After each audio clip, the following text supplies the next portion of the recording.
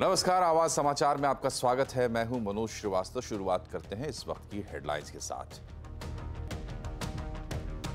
Japan में ब्याज दरें बढ़ने से बिगड़ा बाजार का मूड। निफ्टी 200 से ज्यादा, सेंसेक्स 700 से ज्यादा पॉइंट टूटा। आईटी में सबसे ज्यादा बिकवाली मिड कैप इंडेक्स भी करीब 1% फिसला। दिसंबर 2024 में पहली made in India chip market में आ जाएगी। दिसंबर 2024 ज़्यादा दूर नहीं भाई, गिन के नोट करके रख लेना आप लोग। दिसंबर 2024 में पहली चिप आने वाली है। इस साल के अंत तक आएगी भारत में बनी पहली चिप। न्यूज 18 के leadership conclave rising Bharat summit में बोले आईटी मंत्री अश्विनी वैष्णव। भारत 2029 तक दुनिया के टॉप 5 चिप इकोसिस्टम में होगा शामिल। इलेक्ट्रॉनिक्स हब बन रहा है देश। पतंजलि के भ्रामक विज्ञापन मामले में सुप्रीम कोर्ट ने शुरू किया अवमानना की कार्रवाई। रामदेव और बालकृष्ण को 2 हफ्ते बाद की सुनवाई में हाजिर रहने को कहा। केंद्र सरकार से भी मांगा जवाब। 3% फिसला पतंजलि फूड्स। पीएम मोदी का दक्षिण दौरा हुआ पूरा। पलक्कड़ और सेलम में किया रोड शो। 400 पार का दिया नारा। कहा तमिलनाडु में बीजेपी को जन समर्थन ने उड़ाई डीएमके की नींद। लोकसभा चुनाव में वोटिंग के लिए करीब 9 लाख नई ईवीएम का हुआ प्रोडक्शन। पुरानी करीब 2.5 लाख को किया गया अपग्रेड। अब हर हफ्ते पायलट को आराम के लिए मिलेंगे 48 घंटे। नाइट फ्लाइट्स लैंडिंग की संख्या 2 ही रहेगी। ड्यूटी आवर 8 से 10 घंटे रहेंगे। नए नियम 1 जून से होंगे लागू। डेडलाइन नहीं बढ़ेगी आगे। लोकपाल बनाने पर विचार। तो सबसे पहले चुनाव से जुड़ी खबरें।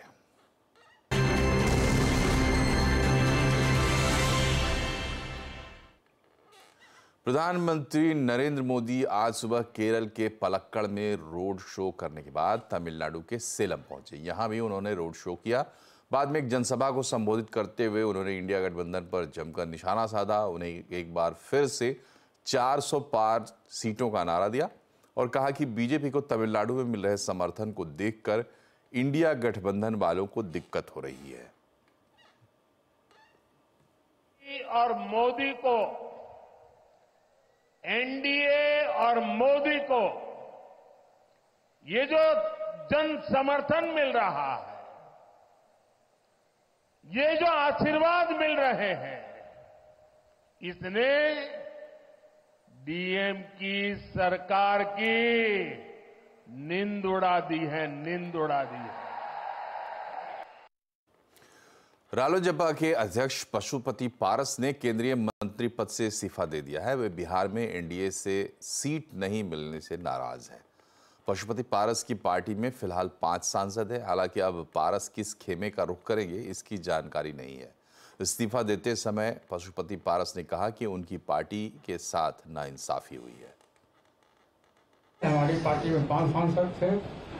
मैंने बहुत ईमानदारी, बहुत लगन से, वफादारी से मैंने एनडीए की सेवा की। आज भी मैं माननीय प्रधानमंत्री जी का शुक्रगुजार हूँ और मैं आज भी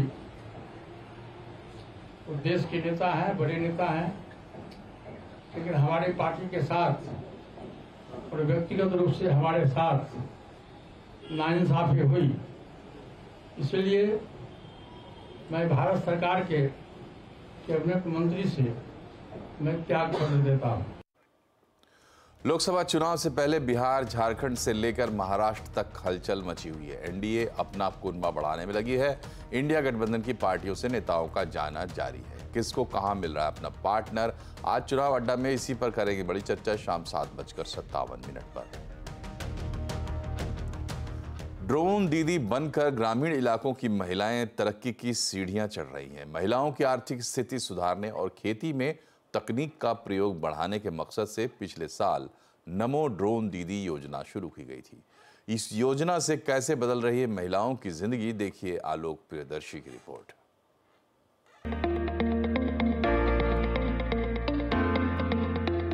गांव कस्बों में ड्रोन उड़ता दिखना आजकल कोई नई बात नहीं। नई बात यह है कि ड्रोन की कमान महिलाओं के हाथ में है।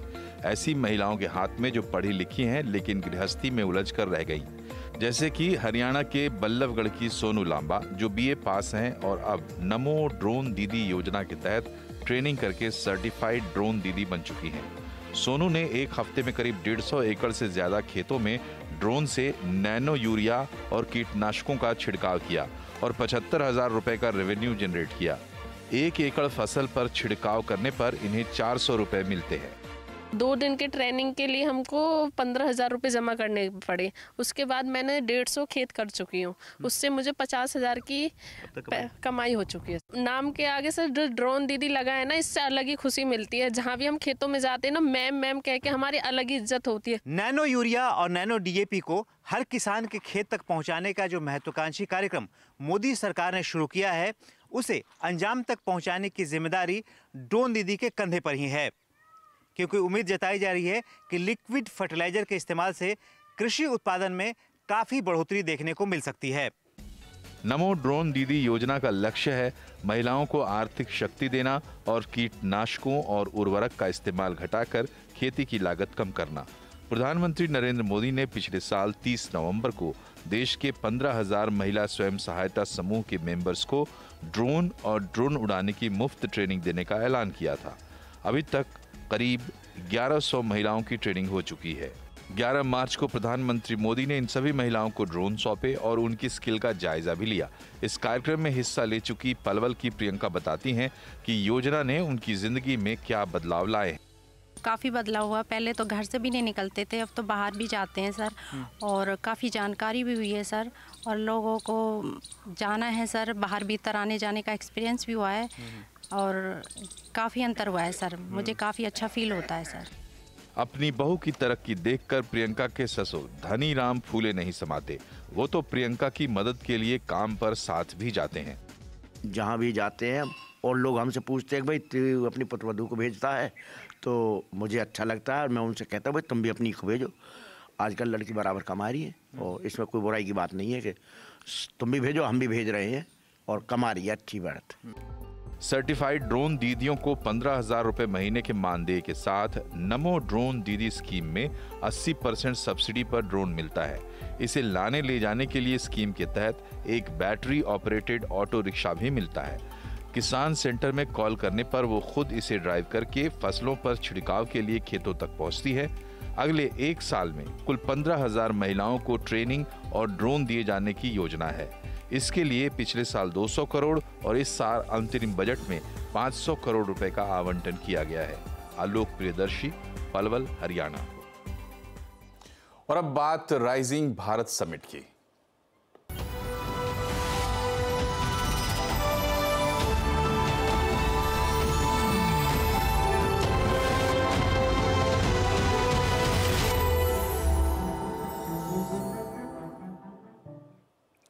न्यूज 18 के लोकप्रिय लीडरशिप कॉन्क्लेव राइजिंग भारत का आगाज हो गया है। इस साल कॉन्क्लेव का 4था संस्करण है। राइजिंग भारत सम्मेलन 2024 फिलहाल जारी है।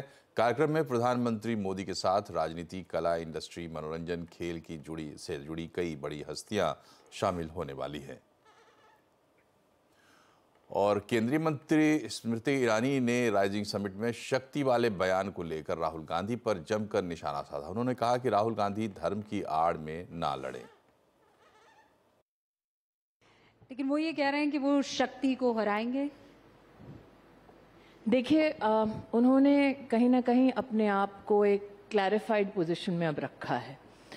कहा है कि मैं उस शक्ति का उल्लेख नहीं कर रहा जिसका धर्म से कोई संबंध हो, लेकिन आज के एक एक्सपेंसिव कम्युनिकेशन और मीडिया के दौर में उनकी शब्दावली छुपी नहीं है किसी से देश में। ये पहली बार नहीं है कि उन्होंने मेरे धर्म हिंदुइज्म के खिलाफ कोई वक्तव्य दिया हो, लेकिन मेरा ये मानना है कि अगर वाकई में वो सेक्युलर हैं तो धर्म की आड़ में ना लड़ें, मुद्दों के आधार पर लड़ें। स्पष्ट रूप से पूरे राष्ट्र ने उनको सुना जब उन्होंने कहा कि शक्ति जिसका हिंदू धर्म में उल्लेख है वो उससे लड़ना चाहते हैं। तो मैं तो एक हिंदू के नाते इतना ही कहना चाहती हूँ कि आज तक जिसने मेरे धर्म को, मेरे आराध्य को ललकारा है, उसका क्या हश्र हुआ है। कोई रामायण, गीता, महाभारत पढ़ ले, उसको इस बात का अंदाज़ा हो जाएगा। लेकिन अगर कोई हमसे ये कहे कि हम उनके शब्दों को समझ नहीं पाए और शायद उनका उल्लेख जो था वो राजनीति के कॉन्टेक्स्ट में था, धर्म के कॉन्टेक्स्ट में नहीं, तो मैं जानना चाहती हूँ किस शक्ति से लड़ना चाहते हैं। प्रधानमंत्री मोदी ने इस देश में 4 शक्तियों का विशेष उल्लेख किया। 1 नारी शक्ति, दूसरा युवा शक्ति, तीसरा कृषि की शक्ति और चौथा वो गरीब जो अब उत्थान की ओर बढ़ रहा है। तो इन चारों में से किस शक्ति से राहुल गांधी लड़ना चाहते हैं? ये वो शक्ति की बात कर रहे हैं जो ईडी को कंट्रोल करती है, ईवीएम को कंट्रोल करती है। देखिए, पुरानी एक हिंदी में कहावत है, चोर की दाढ़ी में तिनका। अब जिसकी दाढ़ी ही तिनकों से भरी हो उसको थानेदार में भी चोर नजर आता है, लेकिन जिसने चौकीदार शब्द के इस्तेमाल के लिए सुप्रीम कोर्ट में माफी मांग ली हो उसको ये फॉल्स ब्रावाडो शोभा नहीं देता। इस साल दिसंबर तक पहली मेड इन इंडिया चिप बाजार में आ जाएगी। राइजिंग भारत समिट में इस बात का ऐलान खुद आईटी मंत्री अश्विनी वैष्णव ने किया है। उन्होंने कहा कि देश 2029 तक दुनिया के टॉप 5 चिप इकोसिस्टम में से एक होगा। दिसंबर 2024 में पहली made in India chip market में आ जाएगी। दिसंबर 2024, ज़्यादा दूर नहीं, वही गिन के नोट करके रख लेना आप लोग। दिसंबर 2024 में पहली चिप आने वाली है। देखो, 1962 से प्रयास हुआ, लेकिन किसी भी प्रयास के पीछे जब तक सही नीति और सही आपका फंडामेंटल कन्विक्शन नहीं होता तब तक नहीं हो पाता। मोदी जी का इतना स्ट्रांग कन्विक्शन है कि हमें विकसित भारत को जब बनाना है उसके फाउंडेशन में क्या क्या लगेगा। उसके फाउंडेशन में बहुत एक इम्पॉर्टेंट है इलेक्ट्रॉनिक्स मैन्युफैक्चरिंग। चाहे electronics manufacturing in the sense कि आप जो घर में टीवी देखते हो, फ्रिज देखते हो, उसको देखो, या फिर पावर इलेक्ट्रॉनिक्स, टेलीकॉम वो देखो, या जो डिफेंस में इलेक्ट्रॉनिक्स जाती है वो देखो, या कार के अंदर जो इलेक्ट्रॉनिक्स लगती है वो देखो। हर चीज में सेमीकंडक्टर लगता है। राइजिंग भारत समिट में वीजा इंक के सीईओ रियान मैकेर्नी भारत में यूपीआई सिस्टम से काफी प्रभावित दिखे। Let's start with your visit to Mumbai. I believe you had quite the experience of using your digital payment system to buy some vada pav on the streets. I did. It's an honor to be here. Looking forward to the discussion. And it's been a great trip. This is my first trip back to India since I assumed my new role as CEO of the company. And there's so much happening here. And so I'm here to learn. When I was in Mumbai, I was meeting with our partners and our clients, big banks, small banks, fintechs, big techs. I met with our employees who have lots of ideas on things that we can be doing better to help them in the market. And I got out and walked around. Sound boxes, QR codes, coffee shops. They wanted me to experience what's really happening here so that when we're back helping the team here in India, we really understand it. It was quite an experience. Did you expect it to be as smooth as it turned out to be? I had been told that it was smooth, but until you actually, scan the QR code and see how quick it works, and you hear the sound box and the words that come out of it, and you see how that's helping the, person who's running the small booth, it's very impressive. Japan में ब्याज दरें बढ़ने और IT में दबाव से बाजार का मूड बिगड़ गया। आज सेंसेक्स निफ्टी में 1% से ज्यादा की गिरावट रही। सेंसेक्स 736 पॉइंट गिरकर 72,012 पर, निफ्टी 238 पॉइंट गिरकर 21,817 पर बंद हुआ है। बीएसई के सभी सेक्टर इंडेक्स गिरावट पर बंद हुए हैं। आईटी, एफएमसीजी, फार्मा शेयरों पर दबाव रहा और पीएससी, एनर्जी, इंफ्रा शेयरों में बिकवाली हावी रही। एडवांस टैक्स के चलते कुछ शेयरों में तेज गिरावट है, ये कहना है मार्केट एक्सपर्ट मेहरबून ईरानी का। मेहरबून ईरानी के मुताबिक मार्च के बाद कई शेयरों में रिकवरी दिख सकती है। अभी भी आप देखेंगे तो Nifty has not fallen by more than 3-4% from the highs, but portfolios have suffered 5, 10, 15, 20, 30%, because March हमेशा एक महीना रहा है जहां पे mid caps and small caps falter. आप पिछले 10-15 साल का डेटा निकाल दीजिए, ऑलवेज दे फॉल्टर। मेन कारण है एडवांस टैक्स और मेन कारण है टैक्स प्लानिंग। थोड़े लॉस बुक करो कि टैक्स कम भरना पड़े। Most investors do that. दूसरा चीज जो मार्च महीने में हुआ वो सेबी का dictate on mid cap and small cap fund. तीसरा था इलेक्टोरल बॉन्ड इश्यू, जहाँ पे I think excitement was more than what was possibly needed. आगे चल के I think there are not many domestic triggers. I think अगस्त 10 अगस्त 12 के बाद रिजल्ट सीजन विल स्टार्ट. तो पूरी फोकस रहेगी अगले 3 महीने में on the big movie called elections. TCS में टाटा सन्स ने हिस्सेदारी बेची है. इस बड़ी ब्लॉक डील के बाद टीसीएस के शेयर में दबाव देखने को मिला. डिटेल्स बता रहे हैं सुमित मेहरोत्रा. तो एक बड़ी ब्लॉक डील आज टीसीएस के अंदर होते हुए दिखाई पड़ी है और इस ब्लॉक डील में जो कल शाम तक डिटेल दी गई थी, करीब करीब 2.3 करोड़ शेयरों के आसपास सौदा होगा. आज सुबह से 2.2 करोड़ शेयरों का सौदा हो चुका है, जो कि करीब करीब 6,890 करोड़ रुपए के आसपास इसकी वैल्यू बैठती है. 0.5% के आसपास से ज़्यादा का हिस्सा टाटा सन्स ने टीसीएस के अंदर बेचा है. मल्टीपल वजहें हो सकती हैं, चाहे वॉर चेस्ट तैयार करने की बातचीत हो, चाहे सेमीकंडक्टर कारोबार में फर्दर एक्सपेंशन को लेकर कंपनी इस्तेमाल करी, तो ऐसे बहुत सारे ट्रिगर्स को आप जोड़ सकते हैं जिसकी वजह से ये ब्लॉक डील होते हुए दिखाई पड़े. या फिर डेट रीपेमेंट भी बड़ा ट्रिगर हो सकता है. लेकिन फिर भी टाटा सन्स के लिए टीसीएस हमेशा से ज्वेल था, ज्वेल है और अभी भी रहेगा. वो आप हिस्सेदारी से ही देख सकते हैं.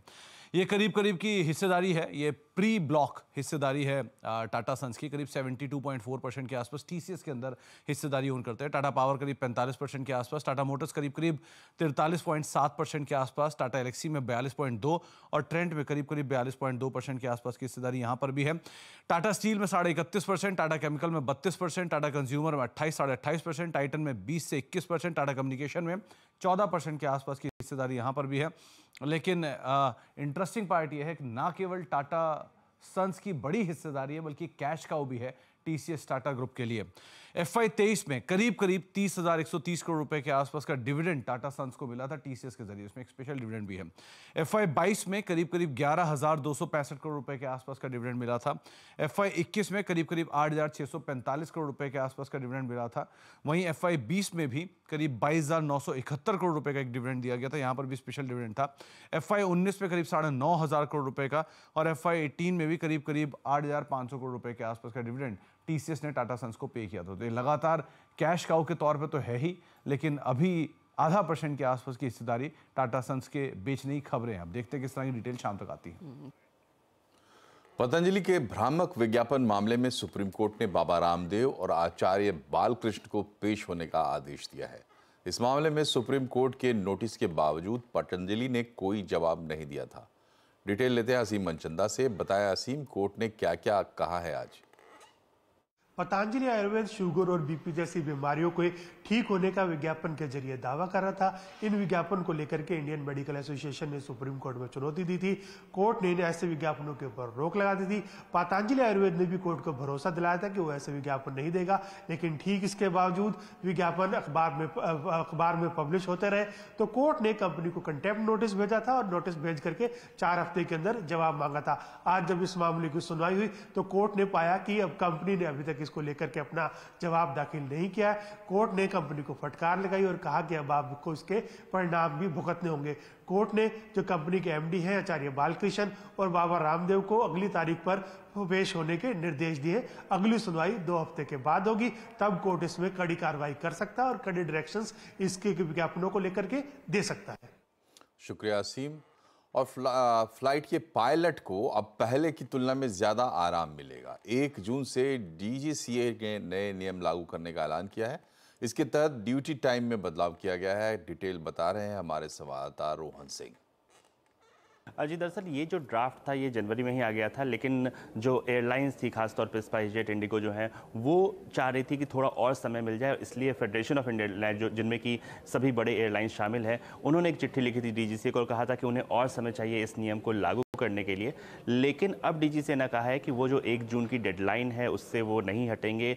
जो एयरलाइंस हैं उनको ये नए नियमों का पालन करना ही पड़ेगा. अब नए नियमों में है क्या, तो जो अभी फिलहाल 36 घंटे का जो है रेस्ट टाइम मिलता है 1 हफ्ते में, उसे बढ़ा के 48 घंटे की बात कही गई है. जो नाइट लैंडिंग है उसमें एक रात में आप अधिकतम अभी 6 लैंडिंग तक कर सकते हैं, उसको कम करके 2 लैंडिंग तक करने की बात कही गई है. जो नाइट का जो टाइम है उसकी डेफिनेशन को भी चेंज कर दिया गया है. पहले 5 बजे तक ही रात मानी जाती थी, अब जो है नाइट ड्यूटी आपकी 6 बजे तक मानी जाएगी. जाएगी। तो इस तरह से कई सारे बदलाव किए गए हैं जिससे पायलटों को ज़्यादा आराम मिल जाए। लेकिन जो एयरलाइंस है उनका ये कहना है कि फ़िलहाल उनके पास इतने पायलट्स भी नहीं हैं और इतनी क्षमता भी नहीं है कि वो इसे लागू कर लें, तो इसलिए वो और टाइम चाह रही थी। लेकिन अब जो DGCA का कहना है कि 1 जून से इन एयरलाइंस को ये लागू करना ही पड़ेगा। इसका ये भी मतलब है कि जो एयरलाइंस है उनको कई सारी जो अपनी फ्लाइट्स है, हो सकता है कि अगर वो तैयार ना हो तो उन्हें ग्राउंड करनी पड़ सकती है 1 जून के आसपास, अगर यही स्थिति रही तो।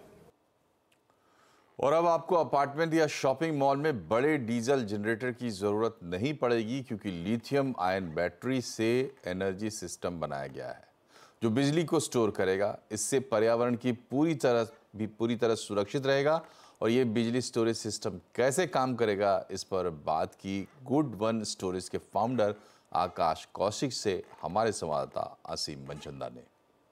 सर, सबसे पहले तो यही जानना चाहेंगे आपसे कि ये काम कैसे करेगा, ये जो डिवाइस आप दिखा रहे हैं यहाँ पर? ये बैटरी एनर्जी स्टोरेज सिस्टम है। इसमें आपका लिथियम आयन बैटरी लगी हुई है। ये जो एक मॉड्यूल है ये 50 किलोवाट आवर का है, तो 5 लगे हैं तो टोटल 250 किलोवाट आवर हो गया। डीजल जनरेटर बैन हो चुका है।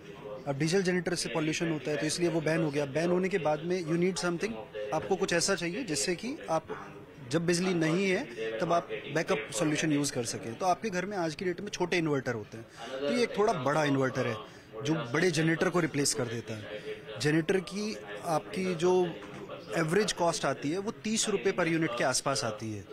आपका 1 लीटर तेल में 3 यूनिट निकलती है। 100 रुपये का तेल तो 30 रुपये के आसपास की एक आपकी यूनिट बनती है।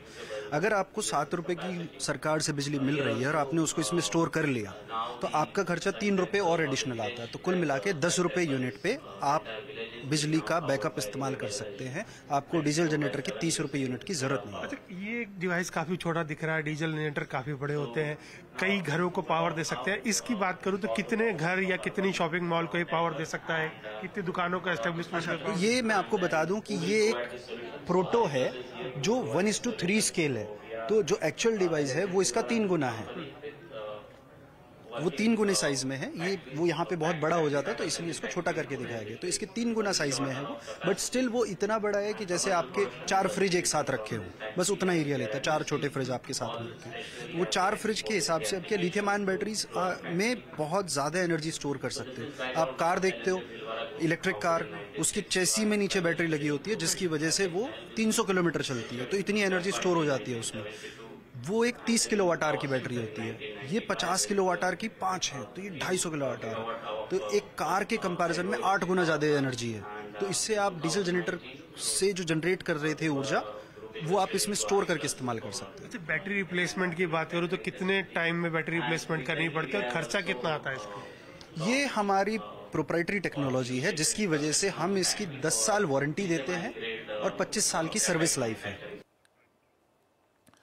गर्मियां आ रही हैं और एसी बनाने वाली कंपनियां भी इसके लिए अभी से तैयार हैं। लॉयड भी अपनी नई रेंज बाजार में उतार रहा है। इस बार एसी में मूड लाइटिंग जैसे फीचर होंगे और एयर क्वालिटी के हिसाब से ये लाइटिंग बदलती रहेगी।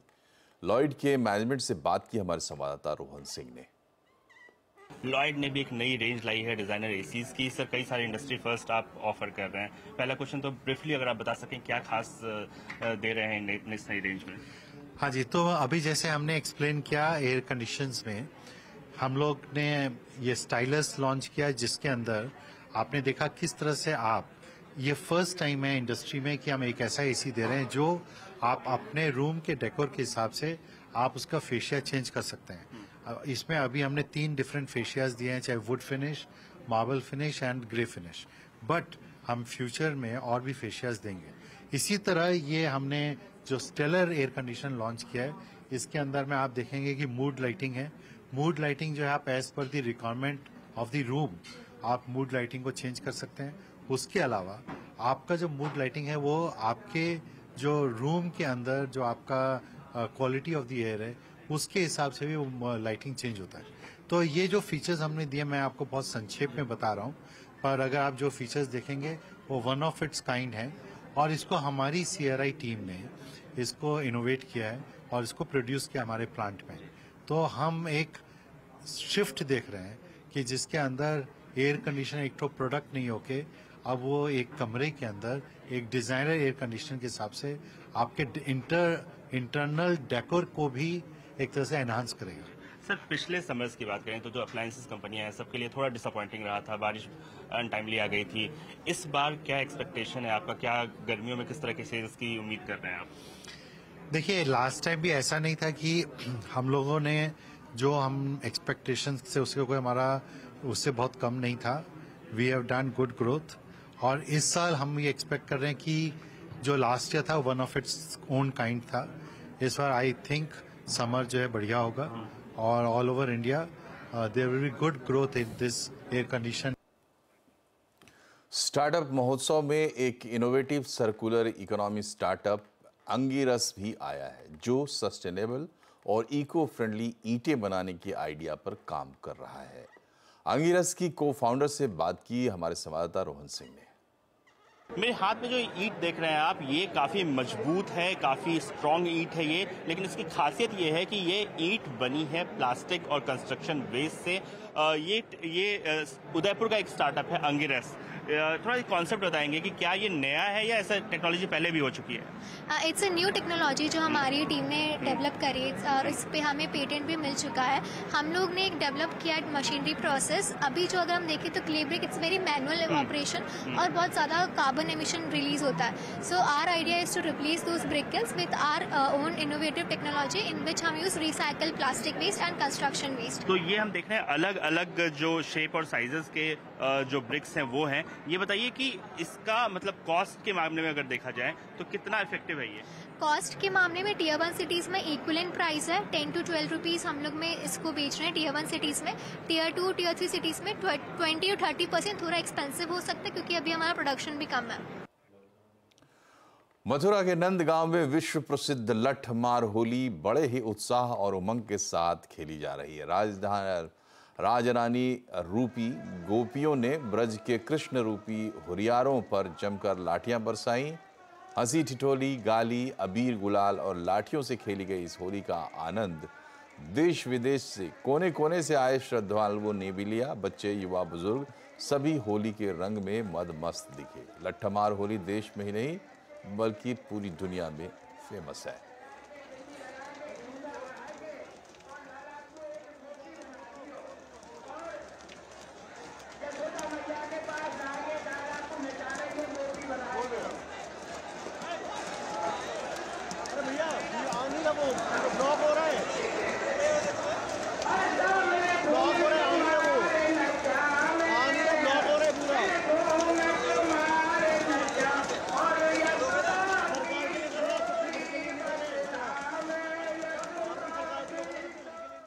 इसी के साथ बुलेटिन में फिलहाल इतना ही, लेकिन खबरों पर रहिए अपडेट और जुड़े रहिए हमसे 24 घंटे हमारे सोशल मीडिया हैंडल्स के जरिए। नमस्कार।